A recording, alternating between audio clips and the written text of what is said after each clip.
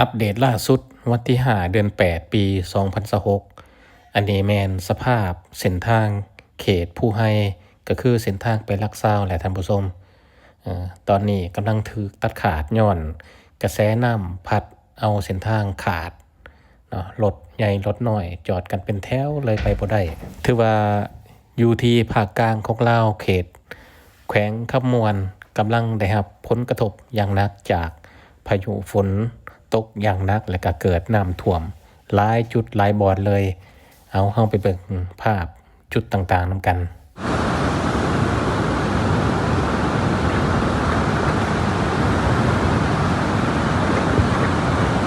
ทางผู้พม่านเด้อนี่เด้อ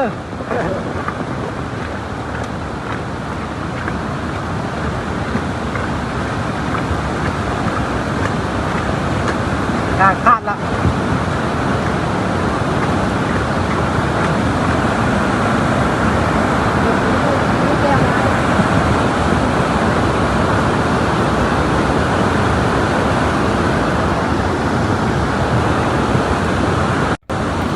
ถือว่าเขตผู้พมานตอนนี้ตัดขาดการสัญจรแล้วเด้อใครจะเดินทางไปทางนั้นก็ขอให้เช็คข้อมูลดีๆเนาะว่าเส้นทางไปได้มาได้สะดวกแล้วบ่แต่ว่าเบิ่งสภาพแล้วคือสิหลายมื้ออยู่ไป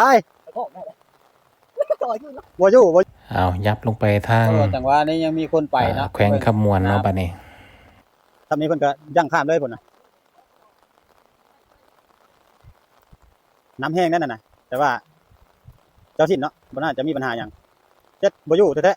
ๆสถานการณ์ล่าสุดอันนี้กลางขัว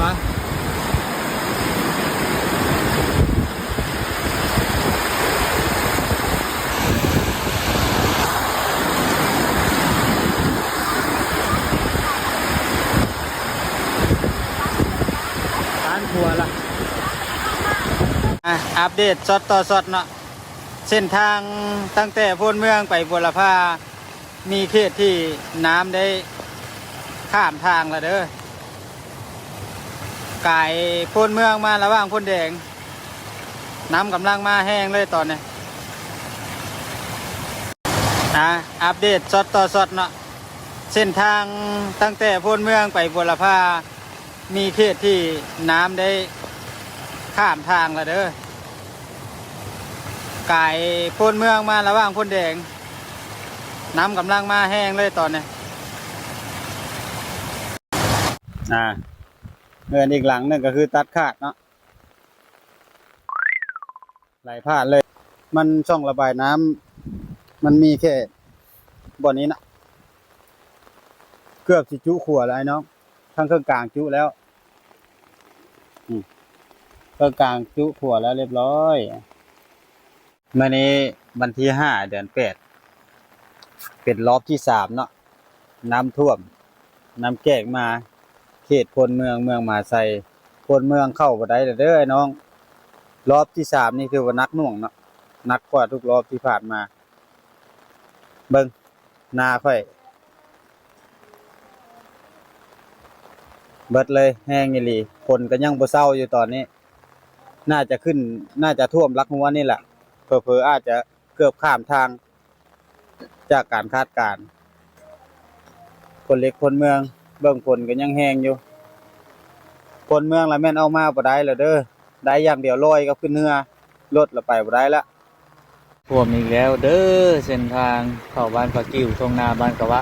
รอบ2อันนี้คือวันนักกว่าสุดก่อนเลยฮอดตีนบ้านเลยคือว่าเขาออกบ้านพะกิ้วบ่ได้แล้วถ้าว่าย่างออกได้เนาะถ้าเอารถนี่ถือว่าบ่ได้เลยถ้าเขาเจ้าย่างมื้อเช้านี่น้ำยังพัดลงให้หน้าพุ่นถือว่าแห้งเลยโอ้ฝนก็ตกอยู่เรื่อยๆนี่ชาวบ้านเขาเจ้ามาตึกป่าท่วมอีกแล้ว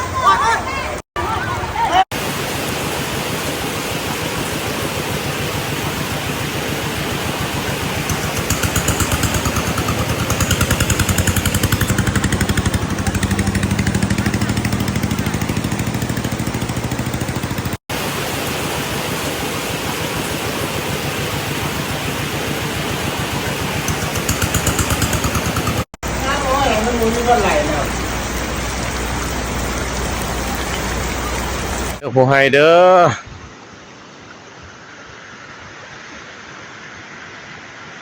ไก่จุดพักรถมาหน่อยหนึง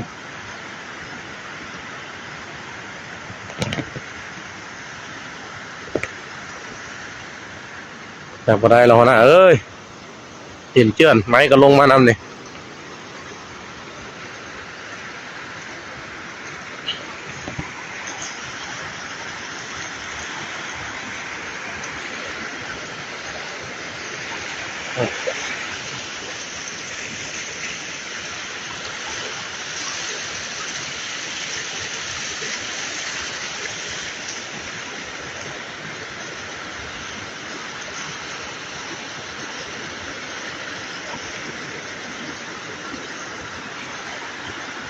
ไม้เห็นเจื้อน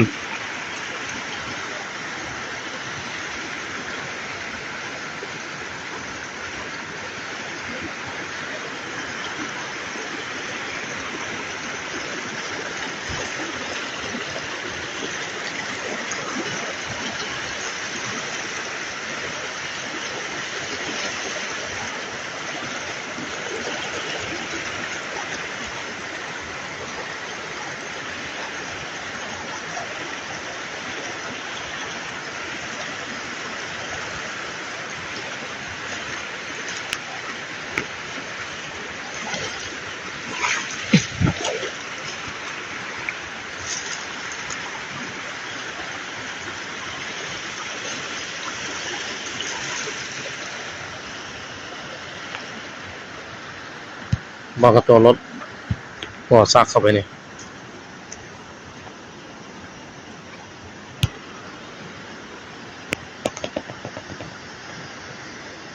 บนรถแล้วก็เปื่อยนี่ก็ได้2 ต้น 3 ต้น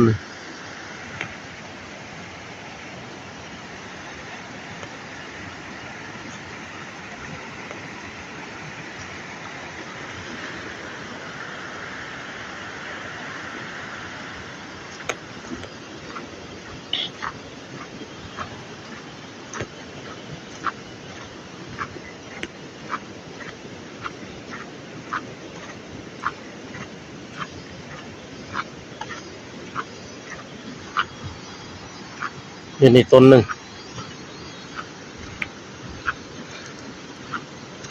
ต้นนั้นนะรีบไปได้อยู่ต้นนะ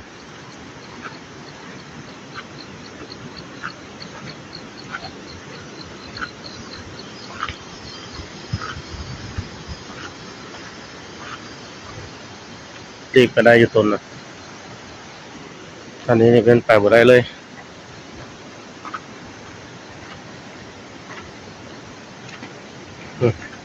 พูดทึดลงมาอยู่